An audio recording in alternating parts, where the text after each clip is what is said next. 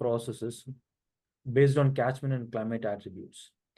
Currently, Lina is working as a postdoctoral researcher at the University of Potsdam, Germany, where her work involves knowledge synthesis through literature mining. Additionally, she is also a former president of the Young Hydrologic Society. So without further delay, let me introduce Dr. Lina Stein to present. Well, thank you very much for this invitation. And I would like to say that this presentation is based on some former collaborations, some presentations that we've given at HU at the data visualization short course. So this is really a work of many people, and I've reused some of these parts. Let me start out with this great visualization, which I really like, of the warming stripes. So I think if you look for great data visualization, this is always considered one of the best ones because it's so simple. And it really communicates a very clear message, which I think is very important for data visualization. So today I will try to give you some advice on how you can communicate very clear messages in your data visualization, especially for your scientific visualizations.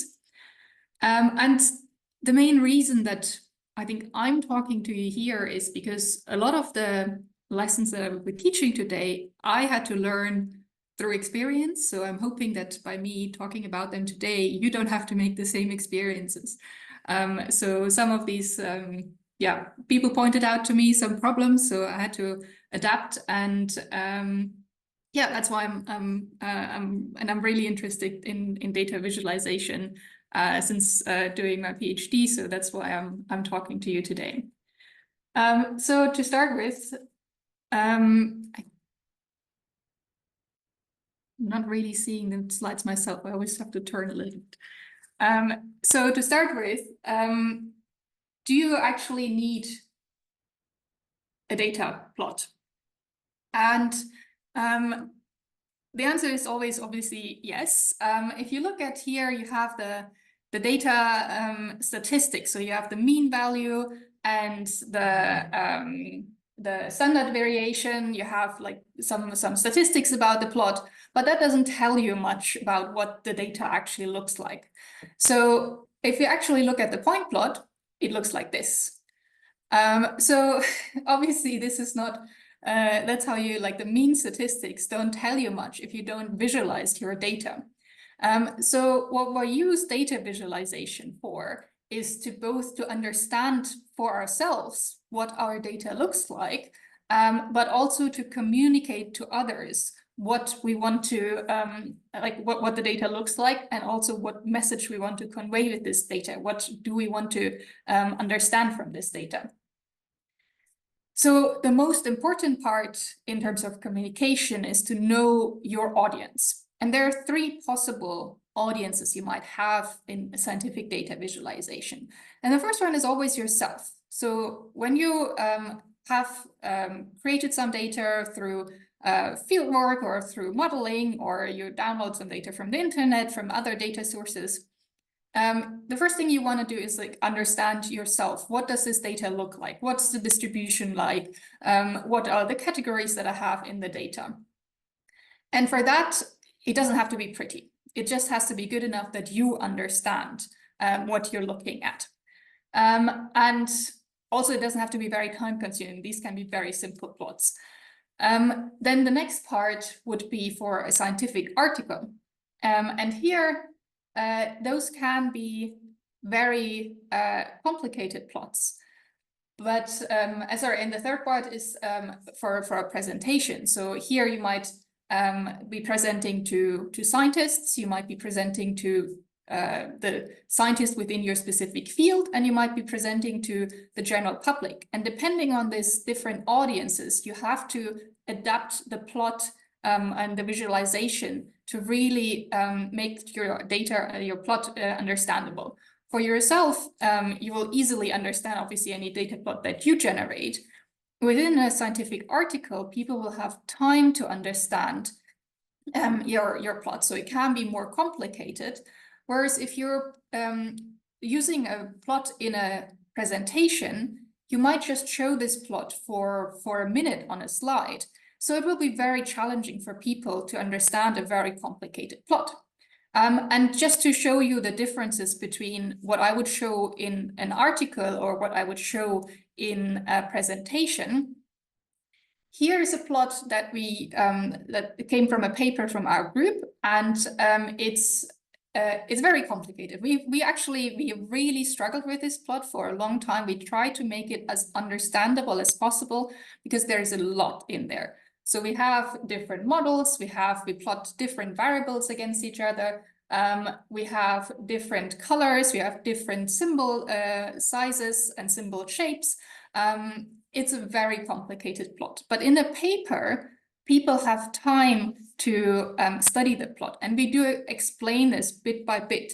So we thought about splitting this into a different plot, but decided in the end, no, all of this information has to be in it together. So when we talk about this paper in a presentation, we would start completely different. We would take basically just one of those points and explain how we got to this point. So in a presentation, the plot that we might use would look more like this. It's a simple scatter plot. And people understand scatter plots. It's X against Y plotted. And then we add some information. So like these lines, they summarize each color of points because they are very dense. So there's a lot of points in there. So the lines give you an idea of the distribution of the points. And then we add additional information. So these explanatory sentences to it, which in the presentation I would obviously then explain a little bit more. So my first basically encounter with problematic data visualization was from my own presentation. So this was a visualization I have given in a presentation quite at the start of my PhD. And people came up to me afterwards and said, I didn't understand. I know you tried to explain it, but I didn't understand. This was a too complex visualization. I had really looked at it, enjoyed like looking at, oh, what kind of novel data visualizations are there? What kind of methods are they? How can I visualize all of the variables that I want to show in one plot? Because it's trying to plot two different categories against each other and trying to compare them, but it's also trying to show distributions, but not just one distribution, it's two distributions for each of the categories. So it's a very complicated plot on top of the colors. The colors are also problematic. So how did I improve this in the end? So in the final paper that I published, it actually looks like this, much simpler.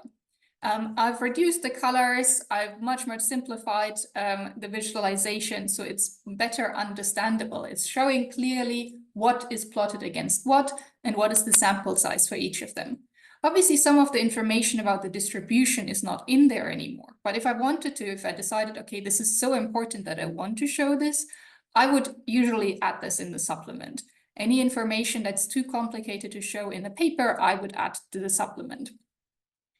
So that's one example of how important it is to keep simplicity in mind, especially during presentations, but also in your paper. You want your audience to take a look at the visualization and understand the message that you're making. So what plot type is best for your data? Well, there's obviously no general explain that I can say, okay, you should always use this plot type. That's not possible because it depends very strongly on your audience, what kind of message you want to convey, your medium, as I said, article versus presentation, and obviously also your data. So in terms of helping you decide, there is this great website that I really like. It's called Data to Viz. And there they give you a great overview in terms of if you're trying to plot numerical variables, or you're trying to plot numerical against categorical variables, you're trying to plot a time series, you're trying to plot a distribution, and it gives you examples for each of them. So it also tells you some of the common mistakes in those plots, and gives you an options for all the different ones And it will even then, if you click further, you can get examples for R code or Python code for these individual data plots. So these websites are regularly actually frequent to look at what are the options for my data visualization. Obviously, what your message is, you still have to decide on what you want to convey. So one important part of visualization is actually color. So let's talk about the color choice.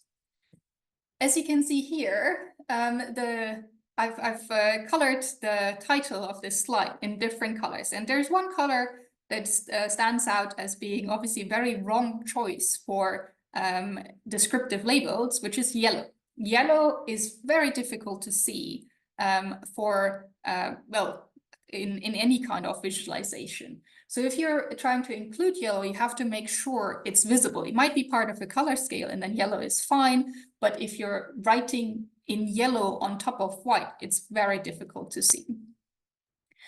So, and another problem that I will talk about a little bit later is accessibility.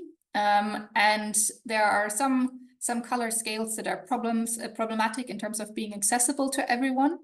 And we did this study, so I did this with Michael Stelzle in 2021. We published this paper where we did a survey on HES articles. And we're looking at problematic color scales and the frequency of problematic color scales within it. And we looked at the 4 years, 2005 to 2020, and in every 5 years. And we found that they're quite the number of problematic papers with problematic color scales are increasing quite a lot. So that's why it's so important to talk about color, because it's not only a problem in terms of accessibility, but sometimes the color scale can be conveying quite a just plain wrong message. So let me talk a little bit more about color. So the first thing that you want to look at is that you choose the right color scale for the right reasons, so for the right data. And there are 4 different kind of color scales that you're looking at. So one would be a simple sequential color scale. It's showing from low to high. There is no midpoint, it's just showing a distribution from low to high. And the color scale should reflect that. It should be going from light to dark or the other way around, whatever you want to show. Then which is most often confused with is a diverging color scale. So diverging color scale is what I showed earlier for the climate stripes. So the climate stripes show temperature in relation to an average temperature that we used to have. And it shows that we used to be below that and we're going now above that average temperature. So there's a clear midpoint of this average temperature where we have divergence to below and upper. And that is reflected in the color scale. And quite often people like to use diverging color scales for actually sequential data because it shows such a nice distribution of colors and you get to see very nicely some different areas. So that is actually sequential and diverging are the most often confused color scales. And then, I don't know why then 2 other color scales are cyclic color scales. So it means it doesn't have an endpoint, and categorical color scales. Categorical means there is no order in this color inherently. And one important thing to notice about categorical color scales is here I'm already stretching the limit in terms of possible color scales. Studies show that people cannot take in more than 6 different colors. So if you're using a categorical color scales and you have more than 6 categories, you have to find something else. Like here, it's 6 different colors for the relevant categories, and then the other one is missing other data and missing data. So that's why I said, okay, I'll go for 8, but no more. People will confuse the colors and cannot really perceive all the different categories anymore. So let me show you some examples, if you're now thinking, oh, I've done this wrong in the past, you're not the only one.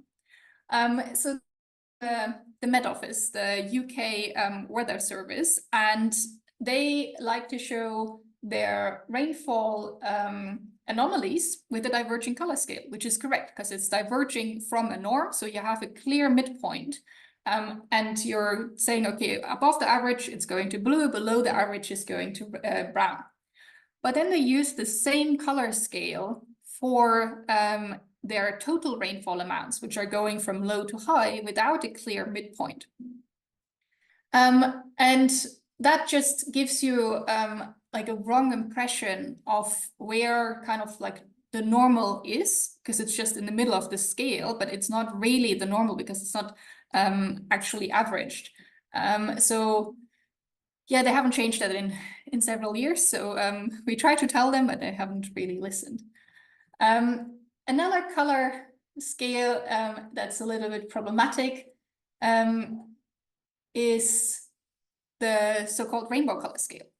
So this is actually from an article that was published just mid of May.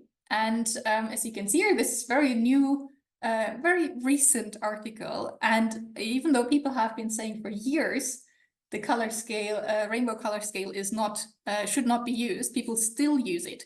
And if you're taking away one message from this talk is please don't use the rainbow color scale.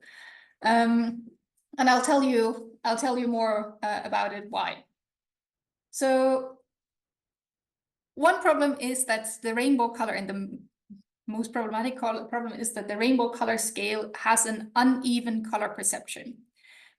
So if you're looking at in the blue area, is that if you're moving in the blue area from dark blue to like turquoise, by adding like one value in your value scale, you're still, blue and turquoise are still within the blue range. So people assume them to be similar.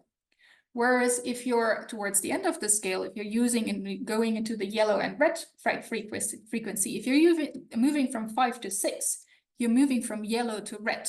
And yellow and red are perceived as two completely different colors and are therefore considered to be very different values. But you're still in both value areas, you're just moving by one value. And this uneven color perception is actually then quite, is what makes the rainbow color scale so problematic. To demonstrate this, I really like this visualization by Fabian Cremeri. He took 3 different pictures and colored them by, one is just a grayscale, and one on the left-hand side, you have the rainbow color scale. And there you can see the poor Marie Slowodowska-Curie has a very uneven facial color because of the rainbow color scale, whereas in the actual picture, that is not the case. And on the right-hand side, there is an alternative color scale that you can use. So this would be the Batlow color scale, where you can see that is actually uniform in its data distribution or its value distribution. So this would be a much better scale than using the rainbow color scale. The second problem of the rainbow color scale is its accessibility, because it's combining red and green values within one color scale. 8 to 10% of men and 0.5% of women actually have color vision deficiency. So in this visualization, which is actually a common color test, they would not be able to see the number 74. And I'm sorry if I now, you might have found out now that you have problems with color vision deficiency. But this is actually also a very common problem. So if you're using then the rainbow color scale, here you can see that by doing the same steps from 2 to 3 or from 5 to 6, if you're having color vision deficiency, your value would one time move up from darker to lighter, but then at the end of this color scale again move from lighter to darker. So in the gray scale, it's actually impossible to tell which are the high values and which are the low values.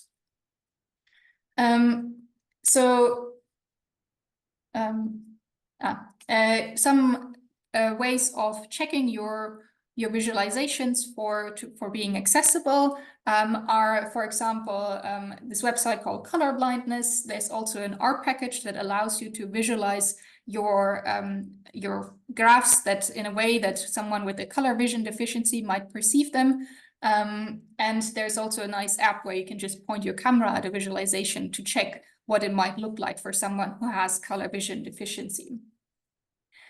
Let me present you some alternatives as well. So problematic color combinations for color vision deficiency are red, green, and brown, pink, turquoise, and gray, and purple and blue. So if you have a plot like the one at the bottom, where you have green, red, and brown colors, for color vision deficiency, those would all look the same.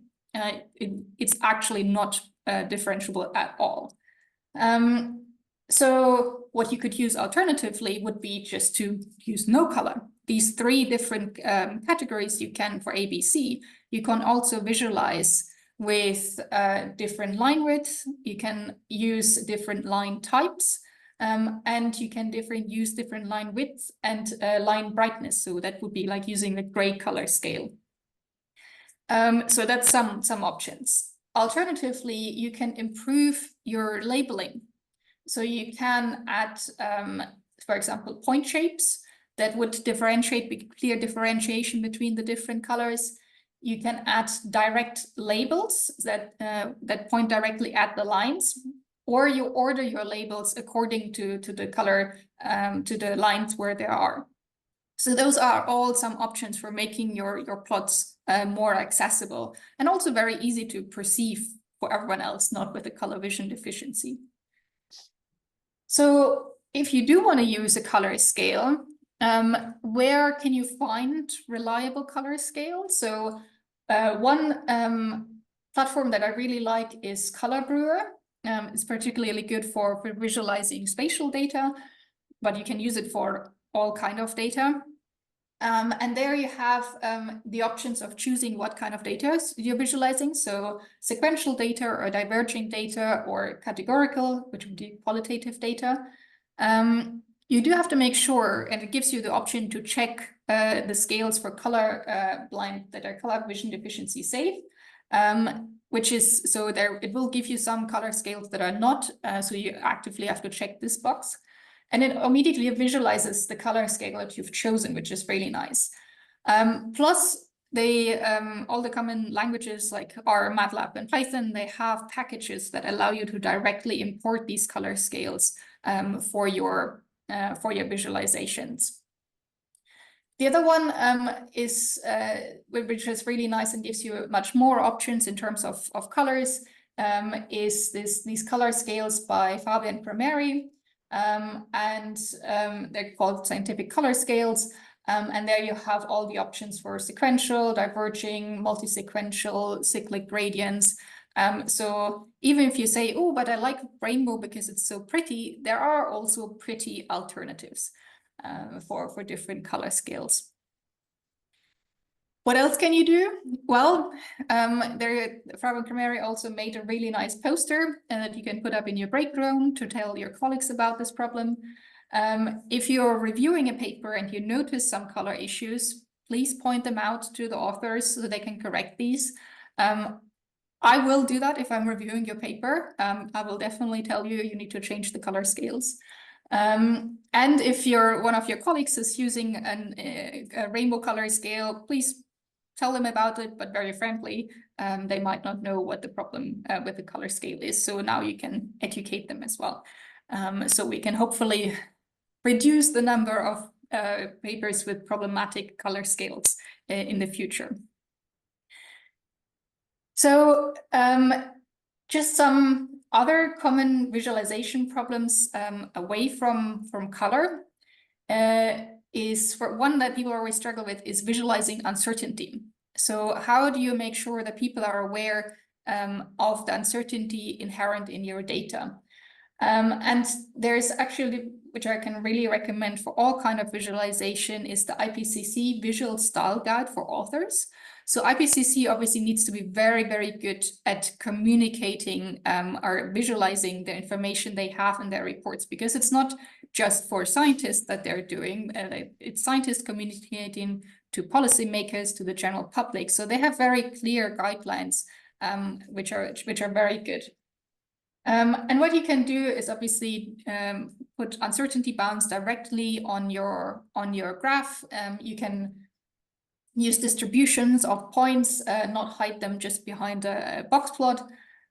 Or you can very clearly communicate the distribution key points. So that might be the mean or the median or the 95th percentile, something like that. When it comes to maps, that's a bit more challenging. So one recommendation for visualizing uncertainty in maps would be to shade out the areas where the uncertainty is higher, so that uncertain information is less visible, less prominent. So that would be one potential for maps. Another problem that people struggle with is usually overplotting. They have a lot of points in their data, so what can you do with this? And so you could use summary plots, so kind of like box plots. You can also add these directly into your point plot, because point plots are easy to understand, but they get crowded easily.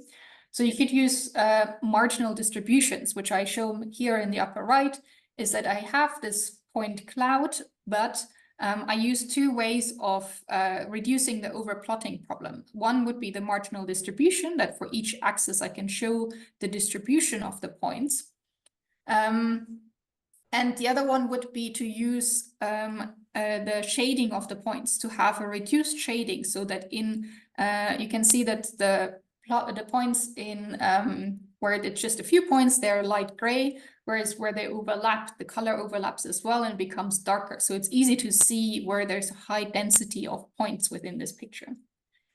The other alternative is to use small multiples, that you basically split your point plot into different categories to easily see the distribution for the different values. So here, like, differentiating between the 6 colors already in this point plot becomes very difficult. So it's much easier to see the different colors, the different category distributions, if you split this into multiple plots.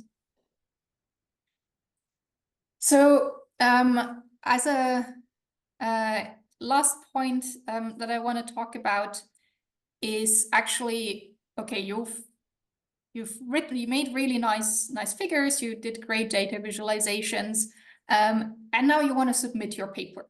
And usually that's when you're struggling, where I have struggled as well, is the first point is that you really need to check, what does the publisher want? Because usually they will give you some formats of what is accepted for publication. So this might be that they say, okay, it has to be PDF or EPS or PNG, different file formats. So that I would recommend to always check. You also have to check what file sizes are acceptable. So it might say that there's a limit of, I don't know, like 500 megabytes for a figure, and it cannot be over that. So when you're generating your figure, you have to make sure that your file size is acceptable. But that always plays into what is the resolution that is required. So resolution is the main point to make your figure not seem blurry. So that's quite an important part. And let me go through these different options. So in terms of different file formats, they are also separated into two different categories of how figures are stored. One would be raster graphics. So raster graphics are usually the file size like JPEG or PNG or TIFF are raster graphics, which means that each raster cell has a different color or a different value. And they're very good for subtle color variations, which is why they're usually used for pictures. they are not very good for if you want to have a high resolution image when you have simple figures. So what I usually choose is to visualize or store my visualizations as PDFs, because PDFs are vector graphics. Vector graphics means that even if you zoom in, the image will always be very sharp. Usually I submit my figures as PDF. The journal might then store them in a different format, but they can store it at the resolution that they need. Because that's the second point, is the resolution. So they might say, oh, we want 300 dpi. What does dpi mean? Dpi is dots per inch. So you need the size. So we talked to the Copernicus publisher, and they said usually you should aim for at least 8 centimeter figures. You can also go higher, and then you can calculate based on that is the number of pixels divided by the size that you're having, and that is giving you the DPI. For online graphics, so if you're seeing a graphic within on a web page, usually lower resolutions are okay, but then for publication, publishers need the higher resolution graphics because otherwise the image might look blurry on people's screens. Yeah, so those are the main lessons I had. Maybe just to look at some good examples and some bad examples for data visualization. Here are some visualizations that I really like. So as I mentioned in the upper part, this overplotting with white to kind of hide some of the information if there's either no information there, or if it's not relevant, or if it's uncertain. I really like this technique. Then on the bottom left, this is again an IPCC graphic, and they're very good at visualizing frequency to communicate to people what does it mean when we say, okay, the frequency of, say, heat waves is going to increase. They visualize this actually by frequency. So they show the number of points and then say, okay, for different levels of warming, how does this actually mean how often heat waves might occur? Which I think is a great idea of visualizing it. Very, very clear. Then on the upper right-hand side, it doesn't look like a very clear visualization if you just look at this. By A, I think it's very pretty, and B, this is an interactive visualization actually. So you can zoom in, you can look at each data point specifically, and this is showing how different nature publications relate to each other and what topics they have. So I think this is quite an amazing visualization. And the one at the bottom we already had. This is one that I use quite frequently for how to visualize, how to communicate that rainbow color scale is a problematic color scale. So these are just some of my visualization highlights. There are also obviously some visualizations that don't work so well. The first one would be on the very left-hand side, is line with data. Please don't use your plots to lie with the data, because people focus on the visualization. They might not look at the actual numbers that are in the figure. So here it's a poll, and it asks, the percentages show is like 44% against 56%, and the 56% is actually the smaller part of the pie chart, which pie charts in general are not very good for visualizations because it makes it very difficult to actually see how big a pie is. So people are not very good at seeing like size from pie charts. So usually I would say, please avoid pie charts if in any way possible. And then we have another bad example of a pie chart. It's way too many categories. As I mentioned before, it's also way too many colors. And also the percentages don't add up. Like this is way over 100% from the percentages that they show. So I don't know what kind of data they actually showed. Then on the top right-hand side, they gave each year a different color, which I don't know why they did that. So if you want to give, like, you don't need the color at all, you can just leave it out. And then the years are obviously sequential data. So if you did want to color your bars, you could give it a sequential color scale instead of a categorical color scale. So yeah, that one can definitely be improved. And then on the bottom one, there are just so many things that went wrong. So the bar heights don't relate to the temperatures. So the two on the very left-hand side, the 47 and the 47 have the same height. And they don't have the same height, they should have the same height. Then the 50-degree bar actually is smaller is higher than the 51-degree bar. And there are apparently 2 hours where there's no temperature whatsoever. So things just go wrong. So I would recommend looking at both the bad examples and the good examples so you can get some idea of what are good visualizations and what are bad visualizations. If you want to know more, here are some very good resources that I like. So as I mentioned before, it's the IPCC style guide, and some other papers and blog posts that talk about different visualizations. So yes, I think the main message is, like, think about your color choices, think about what plot you want, what message you're trying to communicate, and keep it simple. Usually the simple visualizations are the ones that communicate your message the best. Thank you very much. Thanks a lot, Lina, for a wonderful presentation. Now I open the floor to participants for questions. Even I have some questions. Maybe I'll start with. So you have mentioned this rainbow palette. It's not a good one, actually. Is there any other palettes that we need to be aware of? In terms of problematic color scales, Yes. well, it's the ones that combine colors that might not be accessible. So if you're moving from, like, say, red to green, or if you're moving from, like, you have purple and green or purple and turquoise, something like that. I think the rainbow color scale is based on the visual light spectrum, which is why it's so uneven. Usually other color scales are more even. There is now a rainbow color scale that is perceptually uniform. So in terms of they evened them out, that it's not just this +1 completely different color.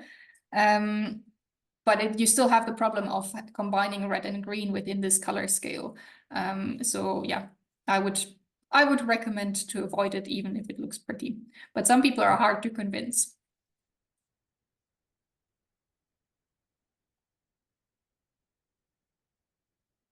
Okay, if there is no question, I have some more questions as well. Maybe I will just, ask in a gap. Okay, one more question I have is, most of the sequential colors, I mean, currently what I notice is they are kind of a gradient colors they use. So is it okay to always go with the gradient colors rather than, moving with, like different colors, like if you see in rainbow colors, it is kind of moving from one color to other. Maybe, yeah. Yeah, I think there's that depends very much on what you're trying to show. If you're just trying to show colors are moving from high to low or the other way around, then that's the main thing you want to visualize, is that you have a sequential color scale that just goes from light to dark. If you want to highlight specific color ranges, then you need a color scale that actually has a different color in that specific area. So you might choose, like, so for example, the Batlow color scale, you might have the blue to greenish to pinkish, so it has a little bit more variation. So if you want to show a bit more variation throughout different value ranges, that might be your choice in that regard. Yeah. me, yeah. Let us wait for some time. Okay, there is some question in the chat currently. Let me read. Considering the color blindness situation, if we have 6 to 9 categories to show in a bar graph, should we go for pattern fill or some color palette example? Would you like to suggest? That depends on what you're trying to visualize. So as I said, like in terms of perceiving different colors, where you're with six colors, you're at the limit of what color can be perceived. With patterns, it becomes even more difficult. So if you're using different patterns, I think the most you can visualize are 3 to 4 different patterns. So if you have more categories, it becomes very difficult with patterns.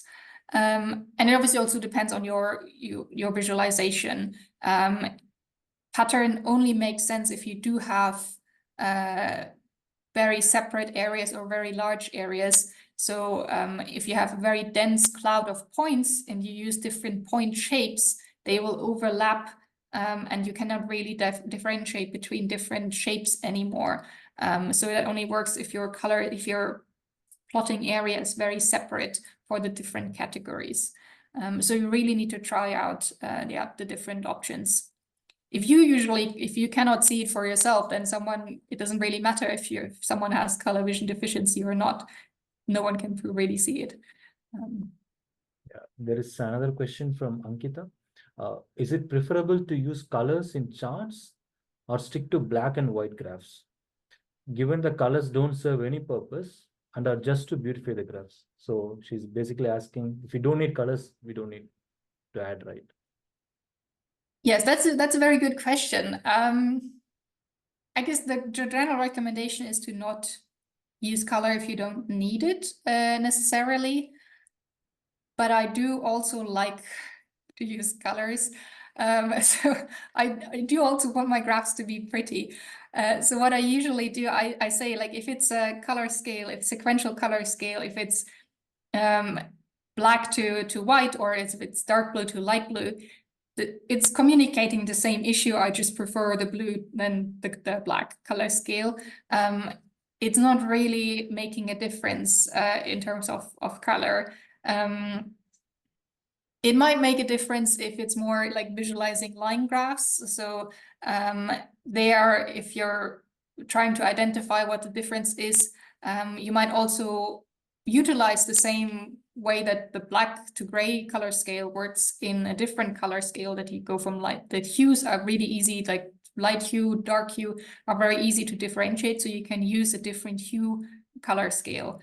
But then maybe don't choose very different colors, but stick to one color scale, like a uniform one.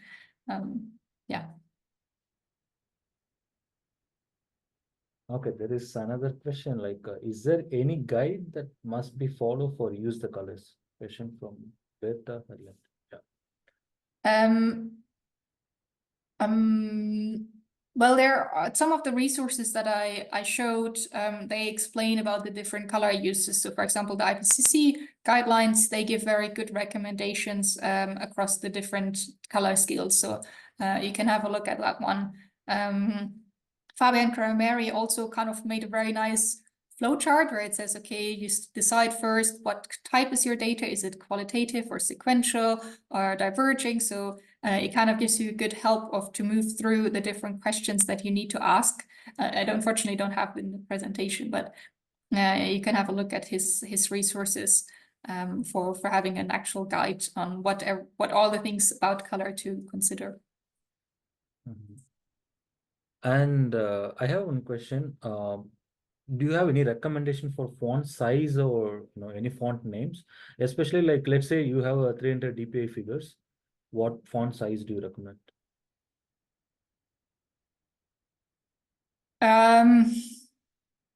That's a difficult question. Big enough that it can be read. So usually it's trying to, I should say, not go below 10 points. If you're, but it depends on say in your journal, if you're the text in your of the journal is in 10-point font, then your figure should be equally big, but that's your figure caption should not be, it can be a little bit smaller, but not much smaller.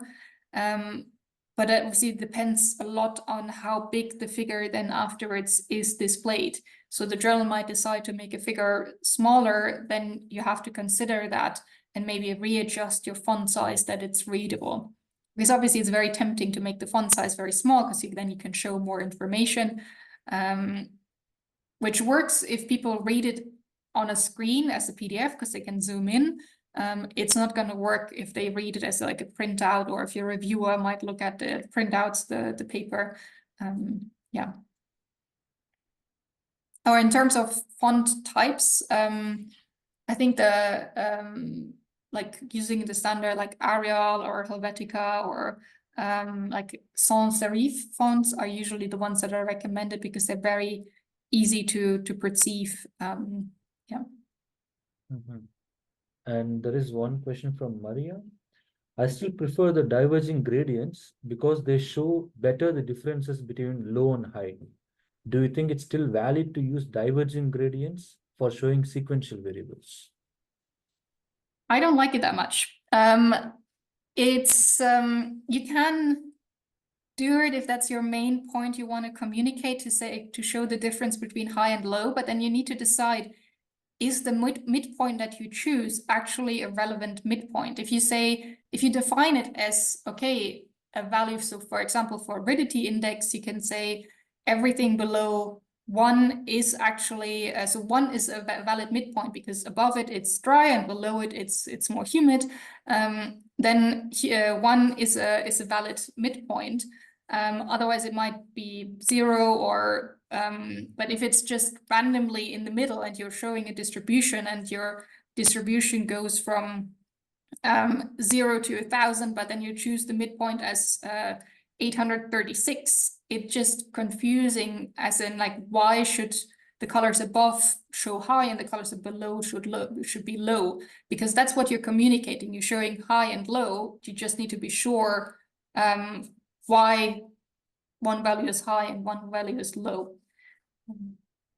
And there is another question by Deepak.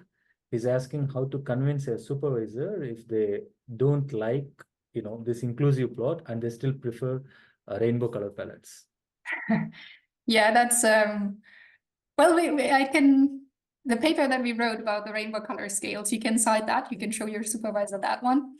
That's actually part of the HES color guidelines now, so visualization guidelines. So a lot of journals will now say in their guidelines that you need to use accessible color scales, that you need to use and avoid the rainbow color scale. So it's now actually in the journal recommendation or journal requirements, so you can show your supervisor that. Some people are really hard to convince. I've talked to professors as well who were not able to convince, who I told them, look, you're showing actual wrong information. Your distribution is very relevant. What you're showing is wrong, and they are not to be convinced. So some people, you cannot help it. Yeah.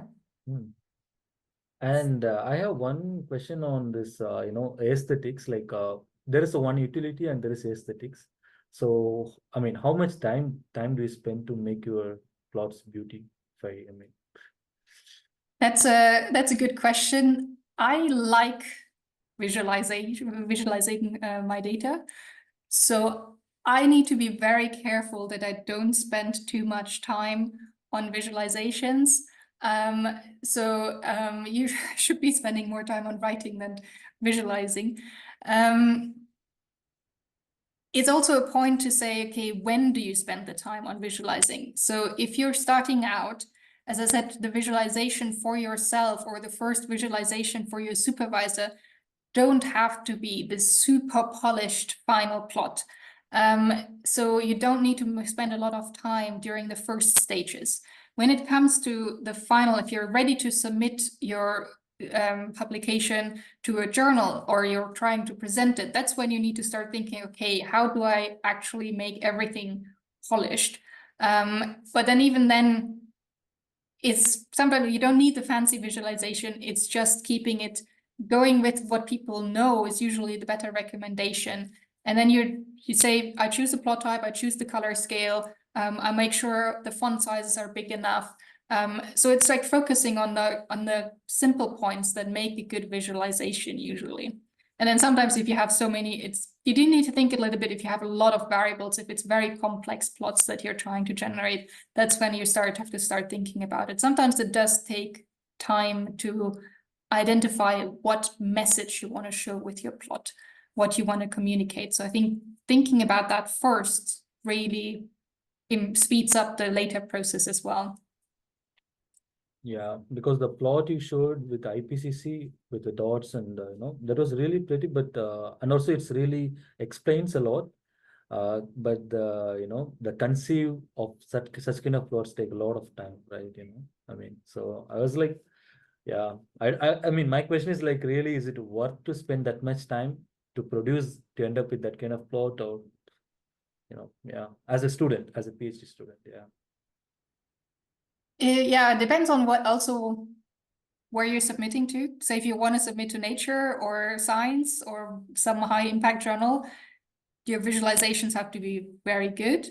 If it's for supplemental information, you just need to show the information. It doesn't have to be perfect. If you look at my papers and the supplemental plots, they're not as pretty. They don't have to be so condensed or so on the point. So there's a huge difference between what shows up in the paper and what shows up in the supplemental information. Obviously, never use rainbow color scale also in the supplemental information. Yeah. Okay, I have one more short question. Like I didn't see any questions, so I have written a lot of questions, so sorry, don't mind. One thing is, I mean, usually for this paper, sometimes they have limitations, like we can only submit 8 figures or so. So what I do is like I just merge multiple figures, like multiple subplots, just to convince them, okay, look, I don't have much numbers, but is it okay to do? Yeah. Yeah, I mean, I do the same. It's these limitations. Obviously, you have to come up. If you have a lot to show, then these limitations obviously are for everyone the same. It has to make sense. So just if you have 4 completely different figures and you mash them into one, at one point also the editor or the reviewer would say, okay, this is just trying to cheat your way out of the figure limit. Maybe move some of those figures into the supplement and focus on one or two key figures, because it's also for the reader. You have to consider that what I like to do is usually when I read when I see a new paper and I decide based on title and abstract that it's interesting, I want to have a look at it, I usually look through the visualizations first. So this is really if the visualizations, not in terms of how good they are, but if the messages don't come across very quickly, I might then decide, okay, this is not worth reading because they don't communicate well their key points in the figures. Obviously, it's not the only thing. Like, you also have to read the text, but I do focus quite a lot on visualization. Thanks a lot. And I don't see any question. Is there any questions from the audience? Like, you can unmute yourself and can ask directly as well. And I have one question, like with the data saving, you say like you save it as a PDF and submit it to a journal. I mean, actually, recently I'm working on the spatial data in R. I save it as PDF. It comes really good. But when I try to convert it into a PNG, not only its resolution differs, but also the way it looks differs. Like in PDF, when I look, the plot is kind of convincing, like how I want it to be look. But when I change to PNG, it makes like the line become too thin or colors become too light or something. I really don't know whether is it fine to stick with PDF and directly send this PDF to publication journals. What do you think? Yeah, I don't know. Like, it might be an issue with the resolution, because for PNG you really need to define the resolution, whereas for PDF that's not necessary. Why I would change the color, I I don't know. A lot of journals do accept PDF now, but I did have that issue once with a publication that I made sure that my images were really high resolution, they were PDF, and they made a proof, in the proof that the journal generated out of my control, the visualization, the resolution was so bad that even the reviewer commented on it. And I said, well, it wasn't my fault. There's nothing I could do about it. So the next time I tried a different file format, and the proof that was generated was just the same again, like really low resolution. So sometimes it's out of your control, but you usually during the final publication step, the journal editors or the proofing editors will check that the resolutions work for them. Some also now have online high resolution images. So when you're reading the article online, you can actually look at the high resolution image. And there it's very valuable if you have those high resolution, like PDFs, for example, they can use those directly. Because I still see sometimes publications where the resolution of the image is horrible, like you can barely see anything because it's just so blurry. Yeah, very true. I don't see any comments yet, any questions yet. I hope they are clear. They don't have any questions from the participant side. Okay, in that case, I thank Lina for a wonderful presentation and informative discussion. And I also thank participants to join. I hope we will meet in the next webinar. Sure. Thank you for the Thanks a lot. invitation. Thanks.